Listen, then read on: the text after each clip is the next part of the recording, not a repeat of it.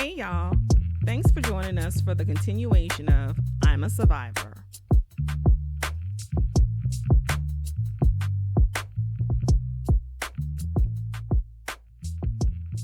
So with regard to radiation, did the burns leave like any scarring or any disfigurement? Yes. So remember I said they like cousins, where I got a light skinned cousin and a dark skinned cousin. Oh, so they are it's definitely darker on that side.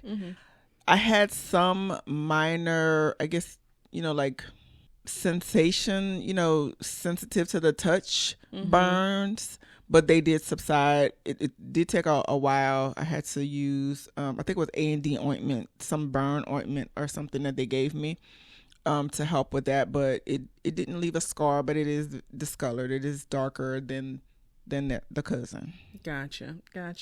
And so what about the your hair, returning of your natural hair? How did that journey go?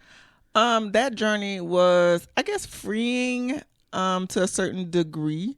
I did decide to no longer be a slave to the creamy crack. Yay! Right. And as a result, my sister and my mom and several of my coworkers have also embraced their natural hair. I would have to say natural hair is a journey. It is not as easy. I thought I was going to be like wash and go and just, be done with it. Then I realized what a wash and go was and how many steps it is to make your curls pop and that kind of stuff. But I'm embracing it because I personally, just me, I cannot do the wig thing. It was hard. Well, in the beginning, though, sister, let's tell the truth. In the beginning, I was like, okay, sister, your hair is growing back. Yeah, you gotta let go of the wigs. But I think that was more of your security blanket. Yeah, because if I had the wig on, then I kind of almost looked like my old self, and I kept it up, especially at work. Now, at work, I wore the wig until I made the decision not to anymore. But when I say I wore the wig to work, I put it on and I went into the building. And when I got out the building, I wasn't even at the end of the driveway of the building, and I pulled it off because it was just so uncomfortable. And I don't know if it was because I was completely bald underneath, but I just didn't understand why people would because I had friends who, did the sew-ins and the lace fronts and stuff like that. And I was like, oh, okay. And I was like wearing this wig, sweat rolling down my bald head. Again, I don't know if it was just because I was bald, but it was like, I don't like this. Uncomfortable. It was uncomfortable. And I'm like, who? On purpose? Because now for me, I'm going through this thing and I'm trying to, create this, I guess, illusion that I was okay, because if I had the wig on, I'm working and, I'm okay. But just wig life is not for me. But I am embracing my natural hair. I remember the first day I decided to wear my, what is it called? TWA? Teeny weeny afro. Yeah, to work. And when I say the response was very encouraging, everybody thought it was cute and fitting, and I was like, oh, because I remember I was taking pictures at my desk in my office. I was like, everybody likes this, okay. So they definitely made it easy for me to transition into this new natural hair journey. I have let it grow out. It's probably about a little bit past my shoulder. And I'm a faux C girl. I honestly thought cancer was going. I thought my hair was going to grow back cute, Well, in the beginning it did. It was that soft, in the beginning, curly hair, but not today. But I still embrace it. One thing, it's work. I mean, I can understand why we become so dependent on quote unquote relaxers, the creamy crack, because it's an easier process to work with than natural hair. But I'm just not. I just choose to do the natural for right now. Yeah, that easy throw it back in a ponytail. But now, girl, we gotta exercise. It take a minute to get that stretch. Yeah, because I remember, like when you have a relaxer, you know, washing your hair, your weekly routine of washing your hair, drying it, wrapping it, straightening it, you know. I mean, it was a process, but it wasn't this process. I have to detangle before I wash. Then I don't even wash. I don't shampoo because I don't like how dry it makes my hair, so I just co-wash. But I still gotta detangle before I co-wash, and then while I'm co-washing or before I deep condition, I gotta detangle again because these curls find themselves around another curl, and then you have these little bitty knots that you got. It's a process. 4 hours later. 4 hours later, yeah. Yeah. Okay, well, so with the resolve of the cancer, they were able to remove everything. Radiation went fine. They were able to eradicate all of the cancer cells for you. Yep. Okay, And then after all your sessions, your chemo, your radiation, you do your PET scans, and basically they just kind of go over to make sure that there's nothing else there. And so those all came back good. And thankfully, ever since then, no issues. Thank God. Yeah. Okay, so but now you have to get your annual. Is it annual or do they do every 2 years? Because I know the requirements change, but I guess for your history, you have to do it annually. I do have to do it annually.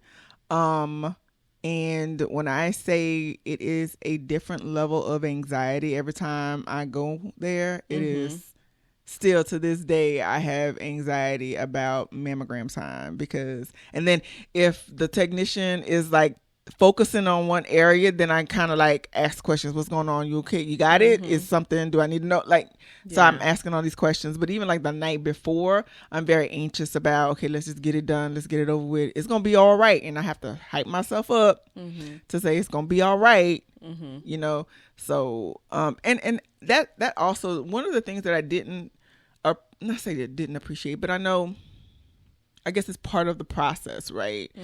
And they want you to be vigilant. So they give you these numbers at the end saying that you have a X% chance of this returning or it popping up somewhere else. I wish I didn't know that. Because now it's in the back of your head with Correct. everything. Cervical, you know, when I do my pap smear, like everything. If you know, being that my left breast has had the lumpectomy, there's a scar. You have a scar there, and it's like when I do my breast exams, because now I do them just because I don't have a cycle, but I do them just because I just do them anytime I feel like, oh, okay, let me just do it. Yeah. So I do it. But when I say, if I feel something, it's like, is that something? Is that what so I have to kind of talk myself down. It's like, okay, it's nothing. It's, remember, you got scar tissue there, so it's not gonna feel smooth and stuff. Like, you're still gonna feel something. Like, and so I was like, okay, we're gonna go back 2 days. In 2 days, we're gonna go back and we're gonna check again. And 9 times out of 10, it's not there. Well, not 10 out of 10 is not there, but it's a mental thing. Like, it's always in the back of my mind. Then I still live with lymphedema, and have to be careful about that as well. Yeah, but you know. Life gives us what we can deal with, right? And I do have to say, it has, going through that process has made me stronger. It actually opened my eyes to some of the things that were already present, and I just was kind of like passing it by and like, whatever. But it did make me stronger. It did allow me to grow as a person, an individual, not a wife, not a sister, not an employer or employee. It was me as a person. And that was, you know, because I honestly, in the beginning, when that word first came out, I was like, I can't do this. I honestly thought I remember couldn't do you saying that. I can't do this. I can't do it. Because I equated cancer with death.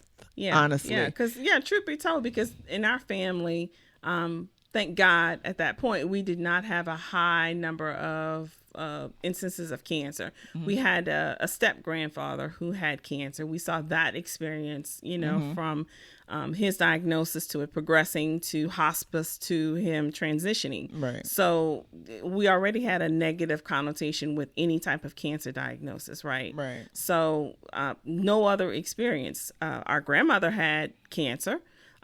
She was diagnosed with cancer. She went through her treatments and she did well, struggled, but did well. But, you know, it really isn't something that, or was not something that we were well versed in to be able to understand or be able to say, okay, yeah, I got this. I'm going to make it. I'm going to make it through.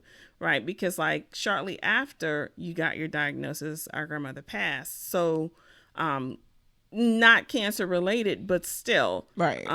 It just was not a good progression after that diagnosis that, you know, we were thinking things would be all right. Right. So of course the fear was there. Yeah. But what recommendations would you have to anyone, or any females out there, given that this is Breast Cancer Awareness Month?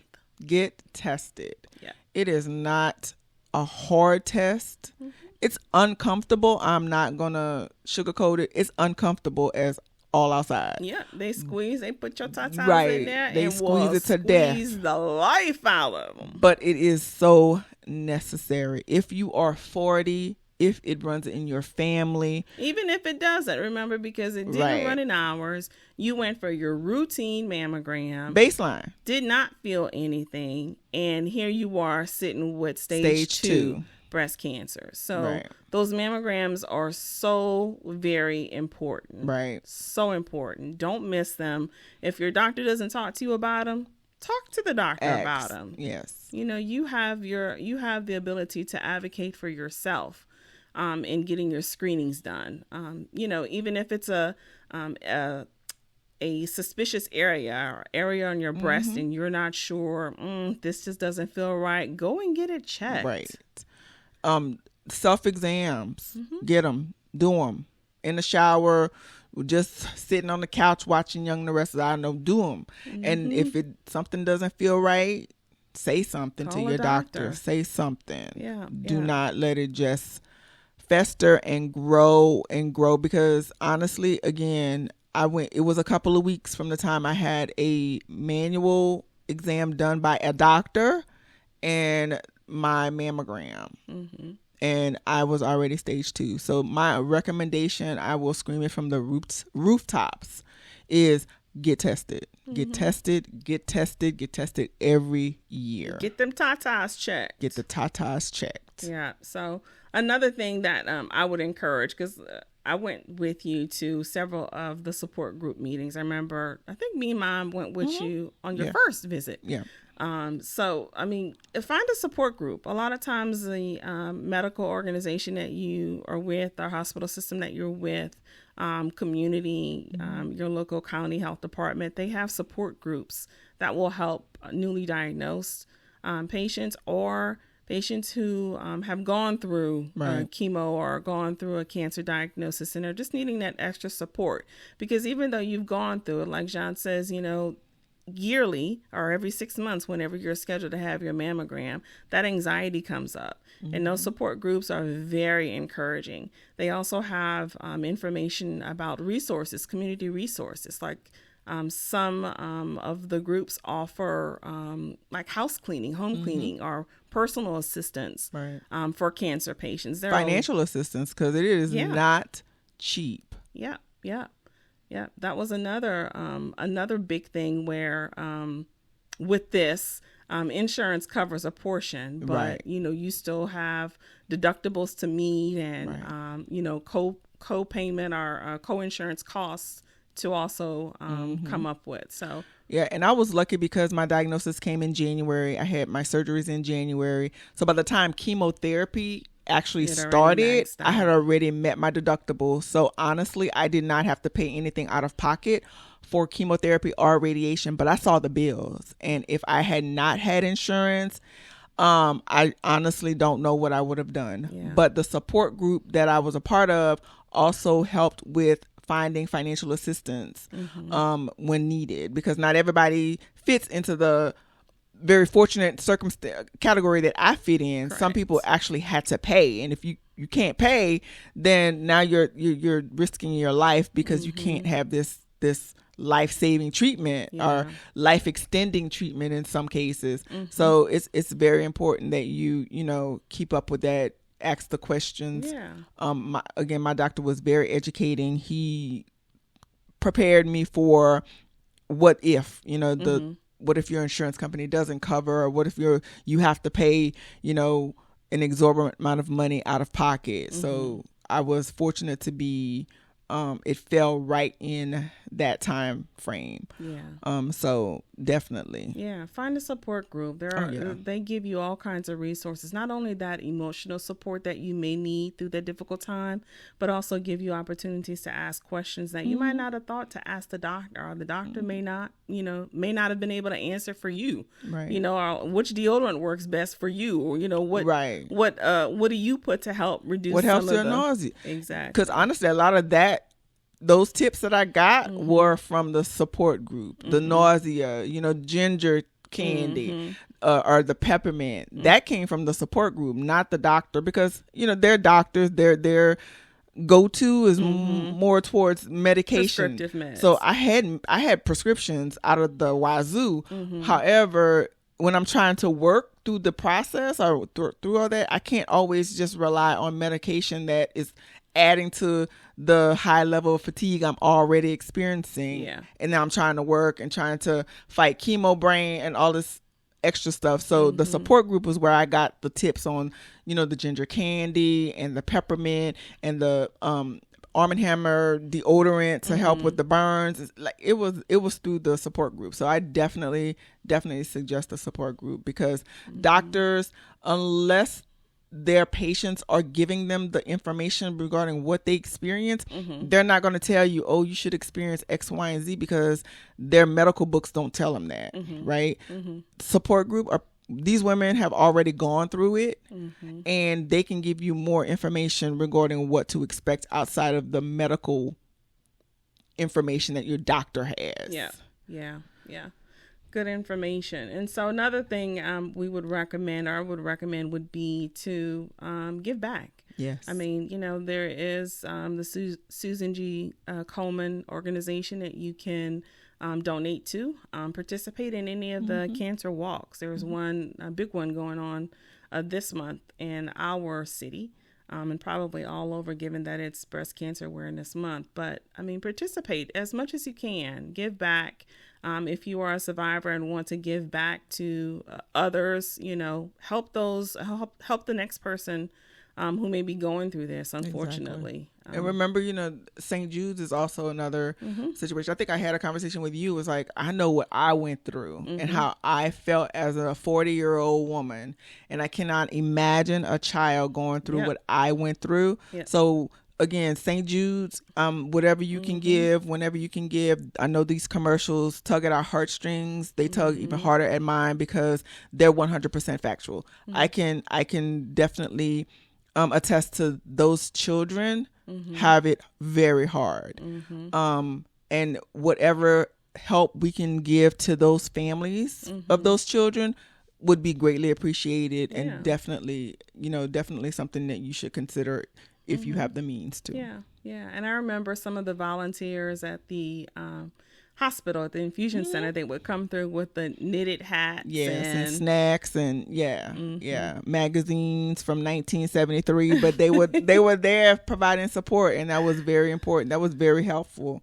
Like if I didn't have somebody to be there with me, then they would sit and have a conversation with me, or they'll say, oh, you working, because they'll see my laptop and I was like, I'm trying to work, and or they'll help me get to the bathroom, because you got to bring everything with you when you move and stuff. So yeah, they were very helpful. So yeah.